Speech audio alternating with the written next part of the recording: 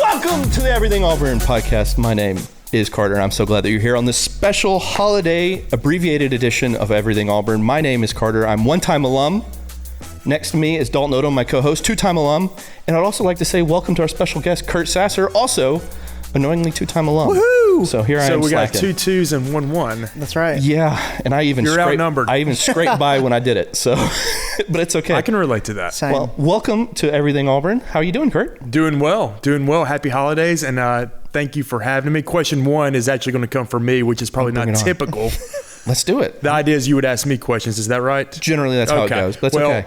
So we've been hanging out, right, for the past 5 to 7 minutes, getting just kind of look behind the curtain there. Little warm up. And I did not know something that you just alluded to in your opening remarks. This is an abbreviated. Yeah. Well, so what I've heard now is I got asked 48 hours ago to come on this. This is I'm by far low on the totem pole, at best second choice, and not only that, it's abbreviated. Wow. Well, look, if you want to go long, feel free to react. If you want to go long, we can do it. Admittedly, we've done a couple half hours here, so maybe but let's just strap in. We'll do it for an hour and a half. Let's go. Let's buckle up. Let's clear the schedule and let's do it. And your listener count has dramatically decreased because of that. We will not do that. No, it's okay. I care for this podcast too much. Thank you. Appreciate it. Yeah. We did have a slight schedule adjustment, and Kurt was called in from the. So that's the most diplomatic way I've ever heard someone say. Yes, thank you. You were Kurt. last on the list. No, you weren't not last. I was picked last at recess for flag football. You were not picked last, but you definitely weren't picked first. Right. But happy to be here. Kurt, if you could, Sure. for all of our dozens and dozens and hundreds of listeners that include both my parents. Thousands. What is it you do here at Auburn for all the people at home, so just to kind of clear up where you kind of fit in? So thankful to work for Auburn Advancement, which, if it's not kind of clear for our audience, is really made up of 3 different entities. Philanthropy, which is what we've historically called development. Now engagement, which is the team that I get to come in every day and help support and serve. Traditionally, we have called that Alumni Affairs, and our Auburn Alumni Association is underneath that. So every day I kind of come to work and think through strategically and hopefully intentionally, how do we effectively engage the Auburn family. And the Auburn family, intuitively, probably is all of our 252,000 living Auburn alumni. Heck yeah. But it's much more than that. We've got parents who went to another school who are sending their son or daughter to Auburn. We've got corporations. We've got foundations. We've got friends and family members who are all in on the Auburn family and are just as included as our alumni. Yeah. That we're also thinking through, how do we effectively engage? And so then the third kind of leg to that stool of Auburn Advancement, which would be what you guys get to do every day, right? Yeah. Communications and marketing. So we think of it as a funnel. We've got the one to all, which you guys think about. How do we get our message out and brand out to the whole audience? And then I really focus kind of on that Auburn family piece. And then obviously our philanthropy is the one-to-one of how we're generating philanthropic support to make impact to Auburn University. Sweet. Well, what a perfect time, holiday season. Yeah. You spend time with family, and your job is the Auburn family. I love it. Yeah, I've been in the role for about a year and a half, and it's been so special. And I sincerely mean that.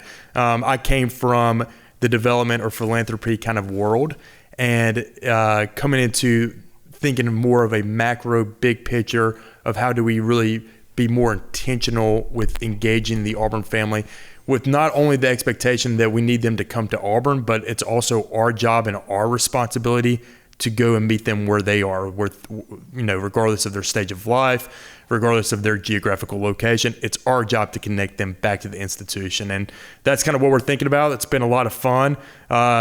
It's a special time of year, and kind of think about our whole family and how blessed we are. So thanks for having me.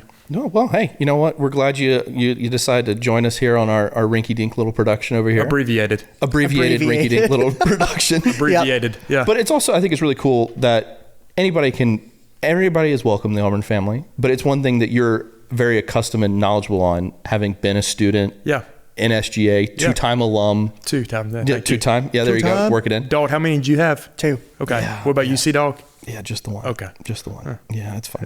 Yeah. But you know it very well. You've lived it.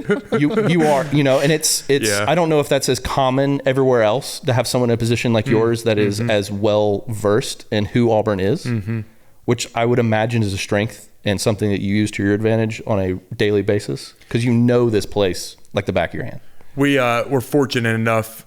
Our talent and culture office, as Carter and I experienced yesterday, had Albiclaws. We did. Heck yeah. And we were actually talking about today at Albiclaws as we were waiting in line. And this is actually really cool. We think of our alumni and our friends in kind of segments, and we call them life stages. And I'll just go through them very quickly. The first one's students. It all begins with students, which you kind of just alluded to with my past experience. And then it goes to young alumni, which would make sense. Then midlife, and then seasoned. And it all begins with the students. And as you and I were conversing yesterday during Albiclaws around the holiday season, it's actually really cool being here in the Weagle studio in the Melton Student Center, because I was sharing with you, I used to host a live radio show, which got really interesting. We actually have a clip right now. We don't. we don't. Please have had to delete that. My senior year, 2010, national championship year. Cam Newton, just like magical, and it was called Fireside Chat. Burning it up. And it was myself and the editor of the Glomerata and the Weagle station manager, and his name was Chi. And we had just an awesome time hanging out. Super fun. I have no idea what we talked about. You're probably our most experienced person on mic then that we've had. Okay. All right. I'm not sure if that's a good thing, but you're a well-seasoned radio host. Yes. I've done all 5 episodes as a senior in college on the radio, talking about stuff I had no idea about. So if that qualifies as your most seasoned guest, I'm not sure what that says. I mean, I have experience on a mic. He does. That's fair. How do you have an experience on a mic? Yes, that's a setup question. I do know the answer. I had thank you, Kurt. I had the privilege of serving as the Auburn mic man for 3 years. Yeah, I know. Oh my gosh. So speaking in front of 90,000. Never done that before. Hey, let's talk about that. Okay, great. Let's dive into it. Okay, how many mic men have there been? Oh gosh, I don't know. Don't you love asking a question you don't know if the other person knows the answer? I believe the origins go back to the late 60s, early 70s. Okay, so whatever. Let's just say, what is that? 60. Sure. Okay, round number. Good. 60. Like it. Okay. How many of those mic men do you think? Because you alter your voice when you're. Yes, for sure. But I don't feel like that's always been a thing. No, I don't think it has. I don't think so. It's weird because if you've heard me, there's almost a persona. 100%. I agree. I become a different. It's like guttural. Right. I don't know where it comes from. We're trained. Mic men are trained to change their voice, and things have to sound different. And what is this training like? Well, they lock you in the Weagle station room. They lock you in. Yes. For me, the guy who's the mic man before me basically sat me down and was like, "Look, hey, your voice, we got to work on that." And I was like, "Okay, cool. Like, what do I?" Congratulations on being mic man. Currently, you don't have the right voice. Currently, you got a lot of work to do. It's not working right now. And so, just repetition. It's a miracle that I can talk. I don't know how I don't have vocal nodules. You did for like 3 years? 3. As far as I know, was that ever a concern? For sure. Okay. Well, because at halftime, I'm pounding cough drops, drinking hot tea. Put some honey in there? Put some honey in there for sure. But it was always basketball, I was fine. Or, excuse me, football, I was fine because I had a microphone. Basketball is where I lost my voice. Oh, because you had to really... I really had to do it. But... That makes sense. Yeah, I'd wake up on Sunday mornings and have no voice. It was a good time. But as far as I know, though... Has anyone ever done it for 3 years? I'd say, as far as I know, I think I'm the only person to ever do it for 3. That's awesome. Yeah. We need to get you... Yeah. I know there have been guys who like cheered for a year or regular cheer for 2, then were mic men their last year. But as far as I know, I'm the only one to ever be mic man for 3. Yeah. Well, let's get him a crown. That's actually kind of cool. Seriously. But you were SGA president, though, which is also cool. I didn't know we did it. We're going to go there. SGA president during the national championship year. I mean, that's pretty sick. It was actually really cool. And not to, just for context. Sure. I'm from Sheffield, Alabama. Okay. Was up there for Thanksgiving. My parents still live in the same house I grew up in. And it's a wonderful and special place. They just take care of each other. In advancement, we talk about trust the person to your left, trust the person to your right, always trust good intent. They do that. They live it. Like, their community is really special, but it's small. Mm-hmm. And I graduated with 16 people, 8 girls, 8 boys. 12 of us had been together since kindergarten. Wow. Wowzers.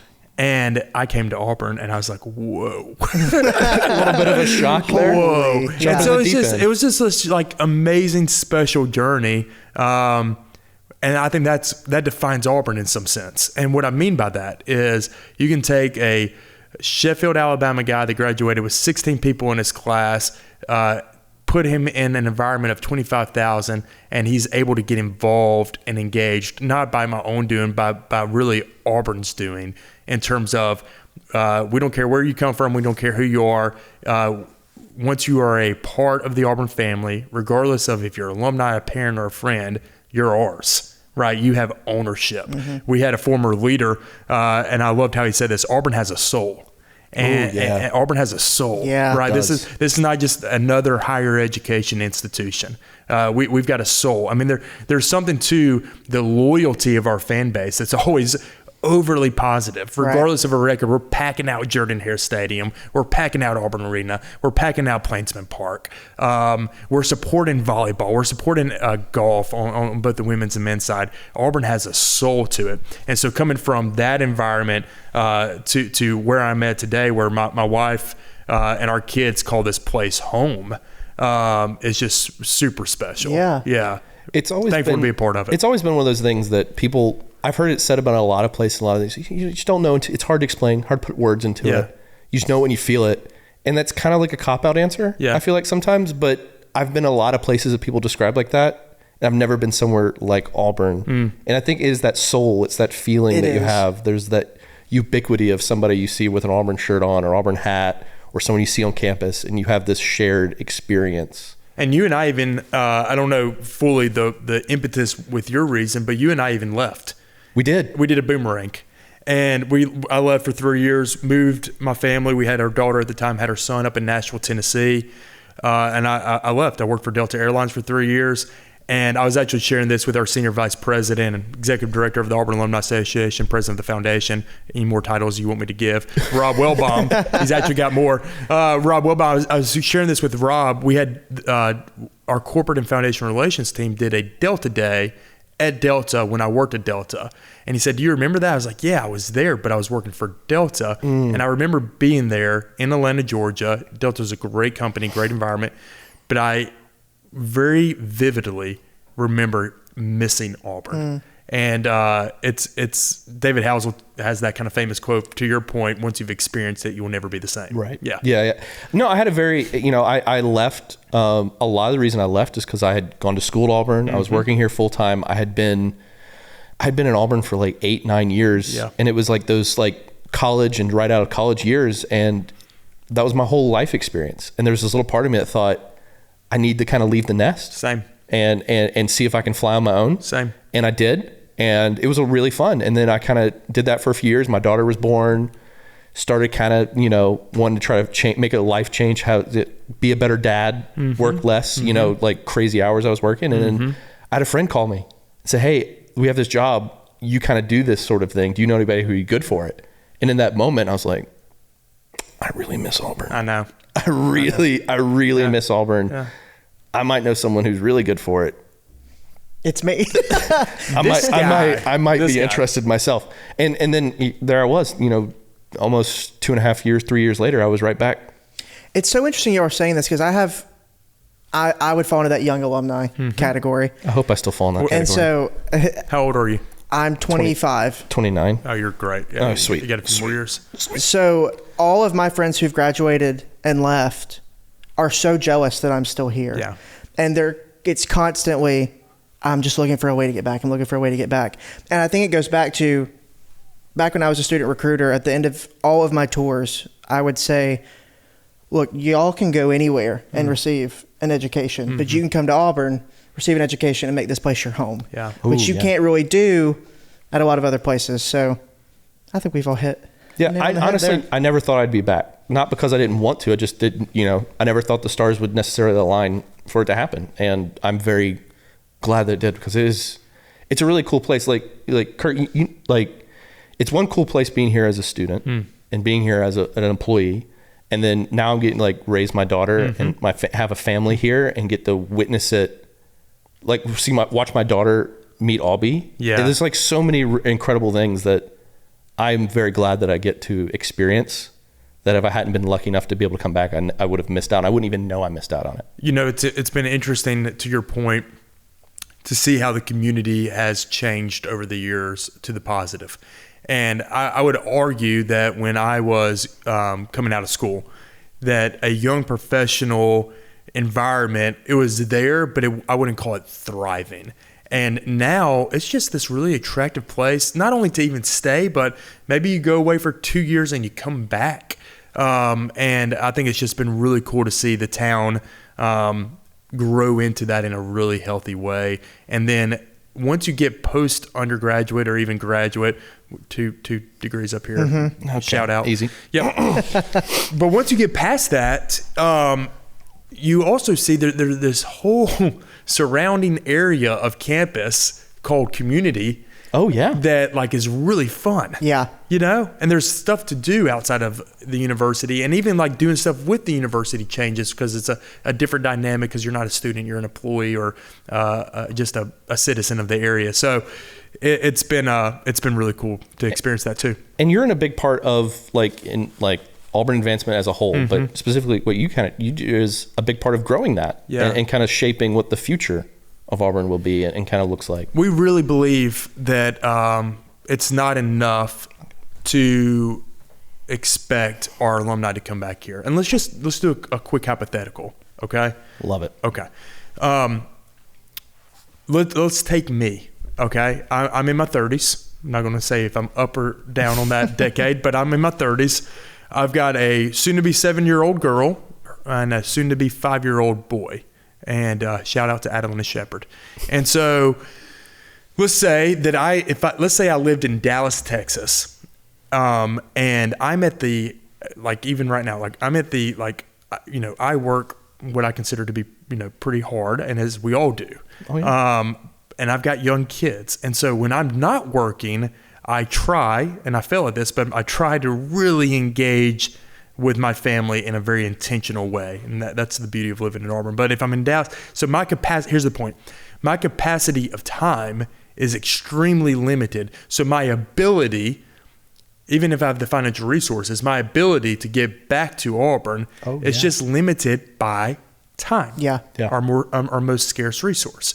And so that person that I just described, that hypothetical, deserves to be connected and engaged to Auburn just as much as the person who has capacity of time to get back to campus.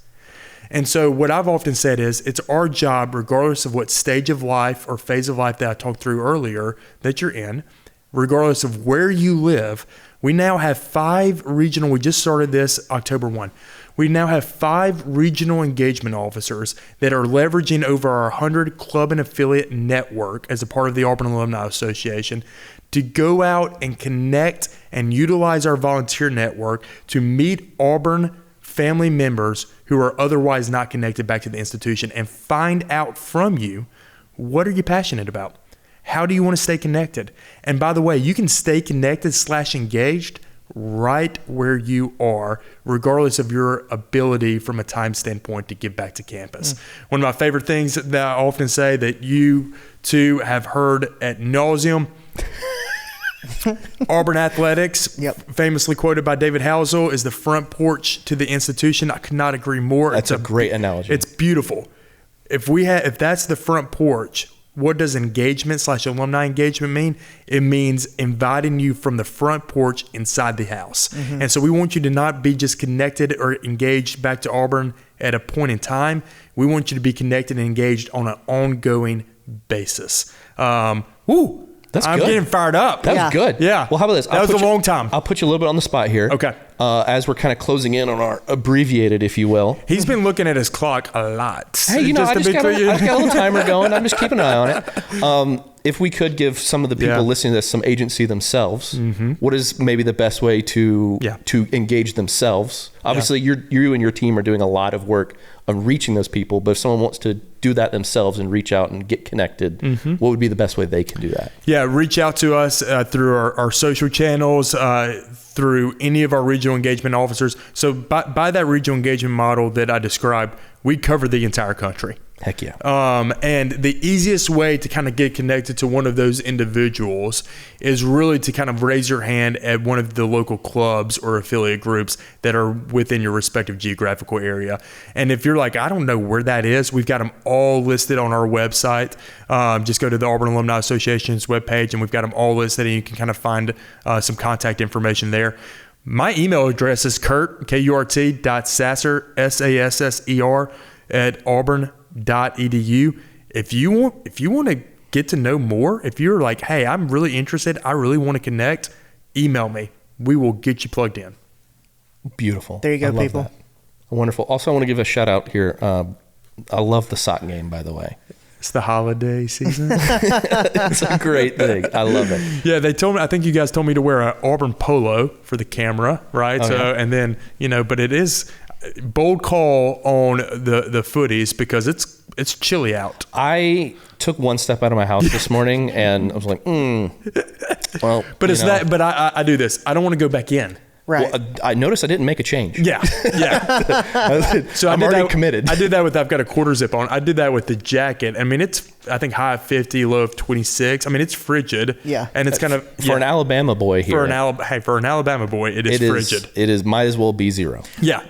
And I needed a jacket and I did not get one. Listen, I was in Vegas 2 weeks ago for a work trip. Humble brag. Yeah, brag about it. Well, yeah. And the desert gets cold, but let me tell y'all, I don't know if it's just that there's moisture in the air in the South. You're getting close to doing freezing you're here. getting close to doing some imaginary science there. I think I am, but it's freezing here. Well, it's the humidity, right? Yes, it has to be. It has to be. I have no idea what I'm talking about. I don't either. A lot of people say, hey, they'll ask a question and my confidence is like a 12 out of 10 on it. I'm just like, boom, answer, got it. They go, are you sure? I go, no. My personality trait, and I think is why I ended up in the seat that I'm currently sitting in, is I just make a snap judgment on anything immediately, and then that's the hill I'm dying on. Yeah. Period. Yeah. It doesn't matter how knowledgeable I am on the subject. That's who I am and at my core. Do we have time for one last story? Of course, please bring it on. You can say no. I mean, if I can say yes, and then I'll just cut it later Perfect. if I don't want it. Okay. So bring it on. Young development officer. I'm out in Houston, Texas with David Maddox and Rob Wellbaum. And I'm a business major. Name drop, man. Yeah, drop the mic. And so I've engaged this Auburn parent. And this Auburn parent runs a manufacturing engineering firm in the oil and gas industry in Houston. Obviously, that makes a lot of sense.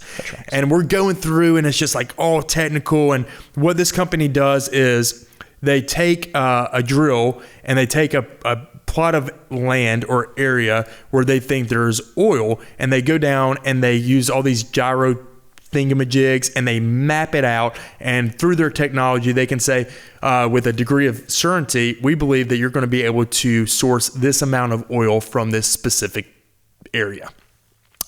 So they're explaining this to us, and the parent has told us about this specific drill and how it works, and he's kind of got a model out, and he's got it in his hands and he's showing us how it works. And my confidence that leads me astray sometimes goes, yeah. So it does this, and this, and this. And this guy was kind of, a bigger guy, very muscular, looks at me and just dead serious, not even kind of a disclaimer. No. And Rob Wellbaum, that story happened 10 years ago. Rob Wellbaum to this day loves to remind me of that story when I open up my mouth too soon. Hey, That is a beautiful. You're just confident. Yeah. Confidence is not a bad thing. No. Well, I just want to say, thank you for joining us. Thank you for having me. Ended up not being as abbreviated as we. So there you go. We managed to stretch it out. Cut anything you want. It will not hurt my feelings. No, it is okay. Yeah. Well, thank you for joining us. Thank you for what you do for Auburn. Thank y'all. And appreciate you sharing your stories with us today. Yeah. Hey, shout out to you all. This is a good thing. Appreciate you all taking it upon yourself to make it a thing. We have to think creatively about how we engage and communicate with our Auburn family, and you guys put on that hair every day. Grateful.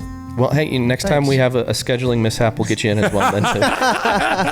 I'll say yes. I love it. Perfect. Well, thank you for tuning in to another episode of Everything Auburn. We want to give a special shout out to Weagle for allowing us to use their space once again.